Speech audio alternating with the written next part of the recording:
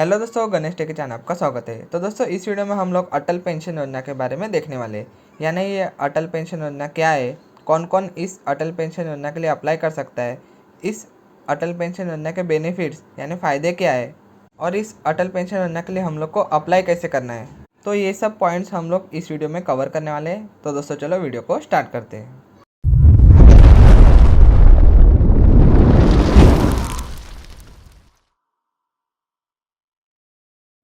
तो दोस्तों, सबसे पहले हम लोग देखेंगे कि ये अटल पेंशन योजना क्या है।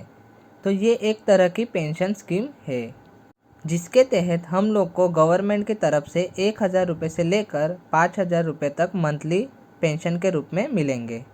सिर्फ 18 से 40 उम्र के व्यक्ति ही इस स्कीम के लिए अप्लाई कर सकते हैं जिनके पास बैंक में सेविंग अकाउंट है। ये एक वृद्धावस्था आय सुरक्षा योजना है, यानी old age income security scheme. यानी बुढ़ापे में आपको पैसों को लेकर आपको किसी पे डिपेंड ना रहना पड़े, इसको ध्यान में रखते हुए इस योजना को बनाया हुआ है। आप लोग को इस योजना में सबसे पहले कुछ अमाउंट खुद से कंट्रीब्यूट करना पड़ता है। ये कंट्रीब्यूशन हम लोग मंथली, क्वार्टरली या फिर हाफ ईयरली कर सकते हैं। जब आपकी उम्र 60 साल के ऊपर की हो जाती है, फिर आपको गवर्नमेंट की तरफ से पेंशन मिलनी चालू हो जाती है। अंशदान राशि के भुगतान को बंद करने से निम्नलिखित परिणाम होंगे। यानी इसका मतलब क्या है, जब आप लोग अटल पेंशन योजना चालू करोगे तब आप लोग को monthly, quarterly and half yearly contribution करना पड़ता है अटल पेंशन योजना में। बट आप लोगों ने अगर ये कंट्रीब्यूशन बंद कर दिया तो क्या होगा, देखते हैं अभी। फर्स्ट देखो, 6 महीने बाद आपका अकाउंट फ्रीज हो जाएगा। सेकंड देखो, 12 महीने बाद आपका अकाउंट निष्क्रिय कर दिया जाएगा यानी डीएक्टिवेट हो जाएगा। एंड तीसरा देखो क्या है, 24 महीने बाद आपका अकाउंट बंद कर दिया जाएगा। तो अभी हम लोग अटल पेंशन योजना के बेनिफिट्स यानी फ़ायदे क्या है वो देखेंगे। तो फर्स्ट फ़ायदा क्या है, देखो, गारंटीड मिनिमम पेंशन अमाउंट। यानी जैसे ही सब्सक्राइबर की उम्र 60 साल की हो जाएगी, उसको उसके बाद हर महीने 1,000 रुपये से लेकर 5,000 रुपये तक हर महीने पेंशन मिलने वाली है, जब तक उसकी मृत्यु नहीं हो जाती। सेकेंड बेनिफिट क्या है, देखो, guaranteed minimum pension amount to spouse. यानी अगर सब्सक्राइबर की मृत्यु हो जाती है किसी कारणवश, तो उस व्यक्ति सब्सक्राइबर के स्पॉज यानी पति या फिर पत्नी को वो पेंशन की अमाउंट हर महीने रिसीव होने वाली है, जब तक उसकी मृत्यु नहीं हो जाती। थर्ड बेनिफिट देखो क्या है, return of pension wealth to nominee of subscriber.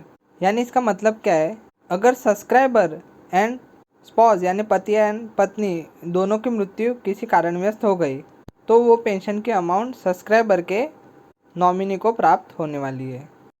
अगर सब्सक्राइबर की डेथ 60 साल की उम्र से पहले हो गई तो हम लोग को दो ऑप्शंस मिलते हैं। तो ऑप्शन 1 क्या है, देखो, जिस भी व्यक्ति ने एपीवाई योजना के लिए अप्लाई किया है उसकी मृत्यु अगर 60 साल की उम्र से पहले हो गई, तो जो उसके नाम पे एपीवाई का खाता है वो उसके स्पॉस यानी पति या फिर पत्नी के नाम पर किया जाता है, और जो बची हुई कंट्रीब्यूशन की राशि है वो स्पॉस यानी पति एंड पत्नी खुद भी कंट्रीब्यूट कर सकते हैं। जैसे ही मृत व्यक्ति की उम्र 60 साल की हो जाएगी, as per information provided before on papers, उसके बाद स्पॉस को हर महीने पेंशन की अमाउंट मिलना चालू हो जाएगी। सेकेंड ऑप्शन देखो क्या है, एपीवाई स्कीम में मृत व्यक्ति ने जितना भी कंट्रीब्यूशन किया है वो पूरी राशि मृत व्यक्ति के स्पॉस या फिर नॉमिनी को दी जाती है। तो ये दोनों में से हम लोग कौन सा भी एक ऑप्शन सिलेक्ट कर सकते हैं अगर सब्सक्राइबर की डेट 60 साल के पहले हो गई। तो अभी हम लोग देखते हैं कि इस एपीवाई योजना के लिए कौन कौन अप्लाई कर सकता है, यानी पात्रता यानी एलिजिबिलिटी क्राइटेरिया क्या है। तो इसके लिए अप्लाई करने के लिए मिनिमम एज है 18 ईयर्स और मैक्सिमम एज है 40 ईयर्स। इस एज लिमिट के बीच में कोई भी इस योजना के लिए अप्लाई कर सकता है। अगर आप लोग इनकम टैक्स पेयर हो तो इस योजना के लिए आप लोग अप्लाई नहीं कर सकते, और अगर आप लोग को सामाजिक सुरक्षा योजना से रिलेटेड कोई भी पेंशन मिलती है तो भी आप लोग इस योजना के लिए अप्लाई नहीं कर सकते। तो दोस्तों, अभी हम लोग देखते हैं कि इस योजना के लिए हम लोग को अप्लाई कैसे करना है। तो सबसे पहले आप लोग को गूगल पे जाना है एंड सर्च करना है ENPS। जैसे आप लोग ये सर्च करोगे, आप लोग के सामने देखो ENPS की एक वेबसाइट आने वाली है, उस पर हम लोग को क्लिक कर देना है। जैसे हम लोग उस पर क्लिक करेंगे, हम लोग के सामने देखो स्क्रीन आने वाली है। तो लेफ्ट साइड में देखो 3 लाइन्स का ऑप्शन दिख रहा है, उस पर क्लिक कर देना है। जैसे हम लोग उस पर क्लिक करेंगे, हम लोग के सामने देखो 4 ऑप्शंस आने वाले हैं। देन हम लोग को जो सेकंड ऑप्शन दिख रहा है अटल पेंशन योजना APY वाला, उस पर क्लिक कर देना है। देन अगेन हम लोग के सामने 4 ऑप्शन आएंगे। देन जो फर्स्ट वाला ऑप्शन दिख रहा है APY रजिस्ट्रेशन का, उस पर क्लिक कर देना है। जैसे हम लोग उस पर क्लिक करेंगे हम लोग के सामने देखो स्क्रीन आने वाली है। तो अभी सबसे पहले हम लोग को न्यू रजिस्ट्रेशन पे चले जाना है। देन उसमें देखो फर्स्ट क्वेश्चन क्या पूछा गया है, वेदर इनकम टैक्स पेयर, यानी आप लोग इनकम टैक्स पेयर हो या नहीं। तो हम लोग को नो पे क्लिक कर देना है। देन हम लोग को बैंक हमारी सिलेक्ट कर देनी है। देन ब्रांच नेम डाल देना, बैंक के ब्रांच का नेम। देन देखो बैंक अकाउंट टाइम सिलेक्ट कर देना है, इसमें हम लोग को सेविंग अकाउंट सिलेक्ट कर देना है। देन देखो बैंक अकाउंट नंबर डाल देना है। देन बैंक का IFSC कोड डाल देना है। Then please select option. Then यहाँ पे देखो 3 ऑप्शन दिए गए, offline, then Aadhaar, then virtual ID।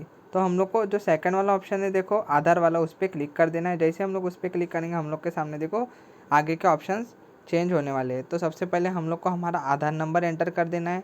Then email ID अगर आप लोग के पास है तो डाल देना, नहीं है तो नहीं डालोगे तो भी चलेगा।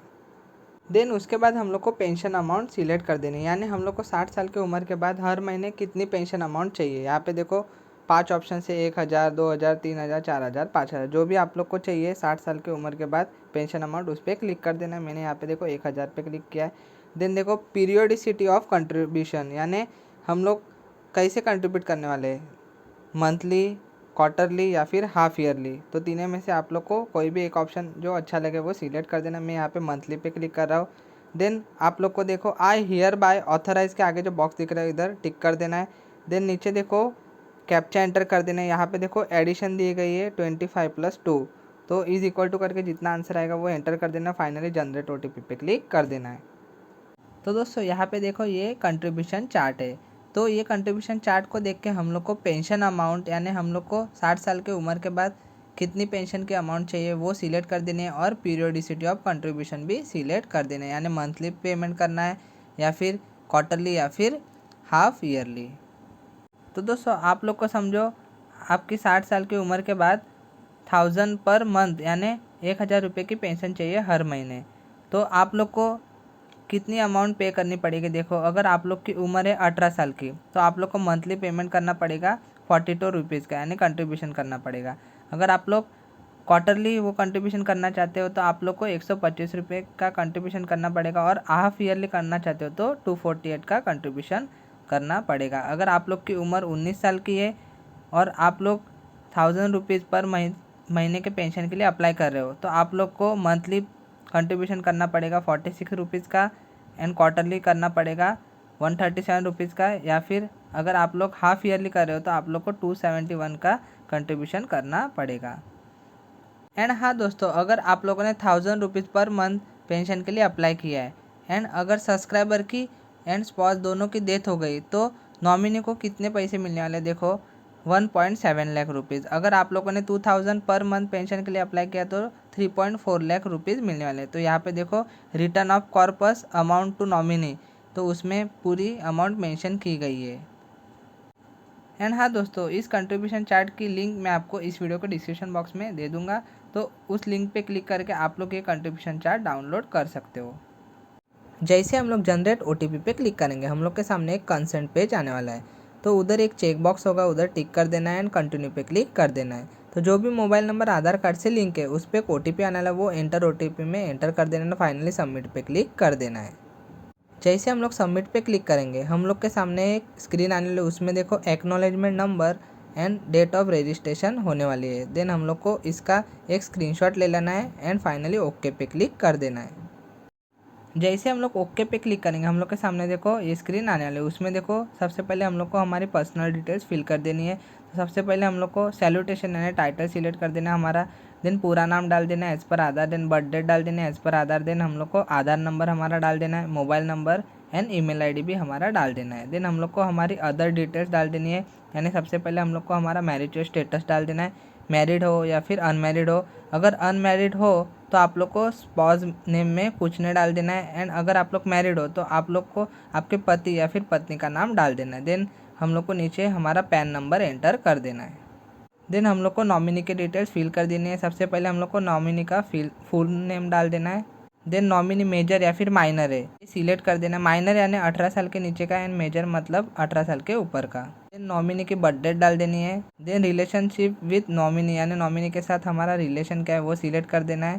देन नीचे देखो गार्डियन नेम का ऑप्शन है। अगर नॉमिनी माइनर है तो हम लोग को यहाँ पे गार्डियन का नेम एंटर कर देना है। देन जैसे हम लोग स्क्रॉल करते हुए नीचे आएंगे हम लोग को एक ऑप्शन दिखेगा declaration and authorization by all subscriber के आगे जो बॉक्स दिख रहा है उधर टिक कर देना है। प्लेस एंटर कर देना है। इधर हम लोग को हमारे गांव का नाम एंटर कर देना है। फाइनली कन्फर्म पे क्लिक कर देना है।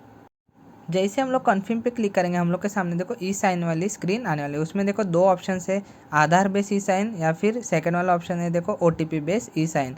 तो हम लोग को यहाँ पे दोनों में से कौन से भी एक ऑप्शन पे क्लिक कर देना है। मैं यहाँ पे देखो आधार बेस ई साइन पे क्लिक कर दे रहा हूँ। देन जैसे हम लोग उस पर क्लिक करेंगे ई साइन एंड डाउनलोड का ऑप्शन आने वाला है, उस पर हम लोग को क्लिक कर देना है। देन हम लोग को हमारा आधार नंबर एंटर कर देना है ना, सेंड OTP पे क्लिक कर देना है। जैसे हम लोग सेंड OTP पे क्लिक करेंगे हम लोग का जो मोबाइल नंबर आधार कार्ड से लिंक है उस पर एक OTP आने वाला वो एंटर OTP में एंटर कर देना है। फाइनली वेरीफाई OTP पे क्लिक कर देना है। जैसे हम लोग वेरीफाई OTP पे क्लिक करेंगे डाउनलोड ई साइन फॉर्म का ऑप्शन आने वाला है, उस पर क्लिक करके हम लोग को ई साइन फॉर्म वो डाउनलोड कर लेना है। देन वो फॉर्म हम लोग को डाउनलोड करने के बाद उसकी प्रिंट ले लेनी है हम लोग को एंड उस प्रिंट पे हम लोग को हमारी साइन कर लेनी है। उसके बाद वो प्रिंट लेके और सभी डॉक्यूमेंट्स की जेरोक्स लेके हम लोग को वो बैंक में चले जाना है जिस बैंक का नाम हम लोग को ने अटल पेंशन योजना के लिए डाला है, और वो सब डॉक्यूमेंट्स हम लोग को वहाँ पे सबमिट कर देने हैं। दोस्तों आप लोग को कैसे चेक करना है कि आप लोगों ने जो अटल पेंशन योजना के लिए अप्लाई किया है वो फॉर्म पेंडिंग में है या फिर अप्रूव हुआ है। तो यहाँ पे देखो न्यू रजिस्ट्रेशन के नीचे थर्ड वाला ऑप्शन दिख रहा है देखो OTP ऑथेंटिकेट का, तो उस पर क्लिक कर देना। जैसे हम लोग उस पर क्लिक करेंगे हम लोग के सामने देखो स्क्रीन आने वाली है। देन हम लोग को यहाँ पे एक्नॉलेजमेंट नंबर एंटर कर देना है, एक्नॉलेजमेंट डेट एंटर कर देनी है, हम लोग को हमारी बर्थ डेट एंटर कर देना है, फाइनली कैप्चा एंटर कर देना है एंड सबमिट पे क्लिक कर देना है। जैसे हम लोग सबमिट पे क्लिक करेंगे तो हम लोग को दिख जाएगा कि हम लोग को अटल पेंशन योजना का फॉर्म पेंडिंग में है या फिर अप्रूव हुआ है। अगर आप लोग का फॉर्म अप्रूव हुआ है तो आप लोग को मोबाइल पे एक मैसेज आने वाला है और आप लोग के बैंक अकाउंट में से पैसे भी डिडक्ट होने वाले हैं।